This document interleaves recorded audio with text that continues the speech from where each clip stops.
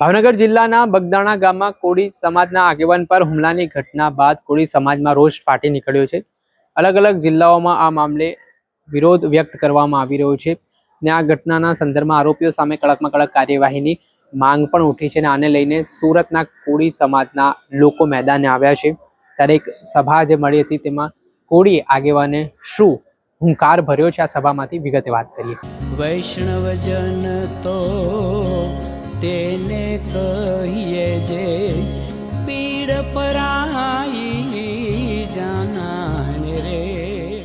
નમસ્કાર દર્શક મિત્રો, નવજીવન ન્યૂઝમાં આપનું સ્વાગત છે। હું છું ફૈઝાન। બગદાણાની ઘટના બાદ ગાંધીનગરમાં તેના પડઘા પડવાની શરૂઆત થઈ છે। આવતી સોમવારના દિવસે કોળી સમાજના જે આગેવાનો છે, જે રાજકીય નેતાઓ છે, તે ગૃહમંત્રી હર્ષ સંઘવીને મળવાના છે। આ કેસમાં નિષ્પક્ષ, તટસ્થ અને ઊંડાણપૂર્વક તપાસ કરવામાં આવે તેવી માંગ તેઓ કરવાના છે। આખો જે વિવાદ સામે આવ્યો છે, જેમાં કોળી આગેવાન નવનીતભાઈ પર જે જીવલેણ હુમલાનો બનાવ બન્યો છે, જેમાં લાકડી ધોકાવડે માર મારવામાં આવ્યો છે અને તેઓ હોસ્પિટલમાં સારવાર લઈ રહ્યા છે। તેમણે ગંભીર આરોપો પોલીસની કામગીરી સામે પણ કર્યા છે અને જે રીતે આ ઘટના પાછળ તેઓ આરોપ લગાવી રહ્યા છે મહાભાઈ આહિરના પુત્ર જયરાજ આહિર પર, તેને લઈને રાજકારણ પણ ગરમાયું છે। આ ઘટના બાદ હવે કોળી સમાજના જે લોકો છે તે મેદાને આવ્યા છે। આ મામલે સુરતના કોળી સમાજના આગેવાનોની એક મિટિંગ મળી। તે મિટિંગમાં શું ચર્ચા કરવામાં આવી, શું પ્રહાર કરવામાં આવ્યા તે સાંભળો। ટ્રસ્ટીઓની અને માયાભાઈ સમજો, આપણા સમાજને હાથો બનાવવામાં આવ્યો છે। હાથો બગદાણા ધામમાં બાપા બજરંગદાસ બધાયનું ભલું કરે। મારી ઘરે પણ મૂર્તિ છે, અમે પણ પૂજા કરીએ અને તમે પણ કરતા હશો। આપણો સમાજ હંમેશા સેવાભાવી રહ્યો છે।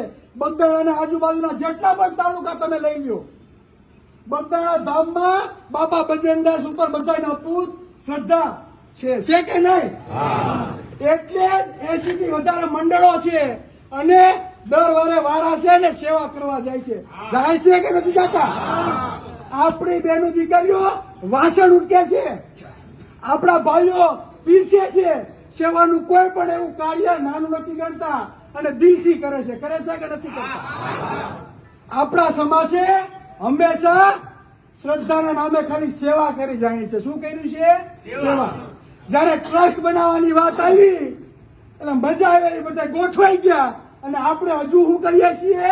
સેવા કરીએ છીએ કે નથી કરતા? તો ખરેખર જો સેવા કરવી હોય તો આ સમાજને કઈ ફાયદો થાય ને એવી સેવા કરો। એવી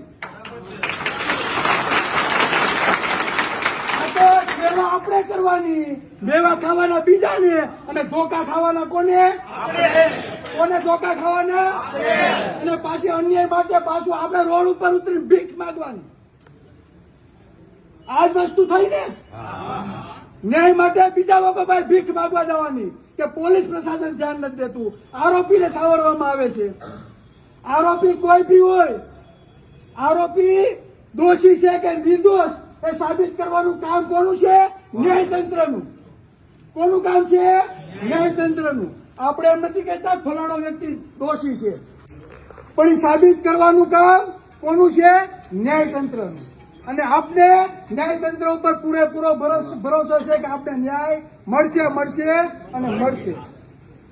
કહેવાનો મતલબ મારો એટલો, બરાબર, મેં આજે પણ સોશિયલ મીડિયાના માધ્યમથી કીધું હતું કે ભાઈ એવી સેવા ના કરો। તમારા સેવિક સેવા કરવી હોય તો તમારા બાળકોના શિક્ષણ માટે કરો। તમારા સેવા કરવી હોય તો તમારા સમાજનો આર્થિક ઉદ્ધાર થાય, તમારા પરિવારના ઉદ્યોગ ધંધા માટે સેવા કરો। એવી સેવા ના કરો કે તમને ધોકા પડે અને દુનિયા દાંત કાઢે। દાંત શું? દુનિયા દાંત કાઢે એવી સેવા બંધ કરો, બંધ। અને આ સેવા કરવામાં રહ્યા ને એટલે જ આપણે ધોકા પડે છે। મેં આજે કીધું છે આપણે શું કરવાનું છે ને આપણે હું સમાજને સપોર્ટ આપવાનો છે। સમાજને સાચો સપોર્ટ આપે, સાચી જ વાત કહે છે ભાઈ। હું કઈ બીજી વાત કરતો નથી, હું બીજી વાત નથી કરતો, બરાબર? આ ટૂંકમાં પતે બાકી સાચી જ વાત કરું છું ભાઈ। હું સાચી વાત કરતો આ શબ્દ કરો, બરાબર ને? બસ હું પૂરી કરું, 2 મિનિટમાં મારી વાત પૂરી કરું। 2 મિનિટ નહીં વાંધો આવું નથી આપવા, આપણે ટૂંકું જ કરીએ।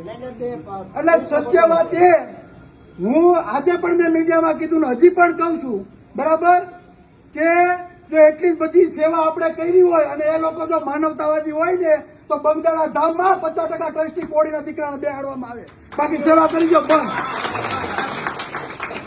બરાબર? આપણે કઈ વાહિંદા કરવાના છીએ ભાઈ?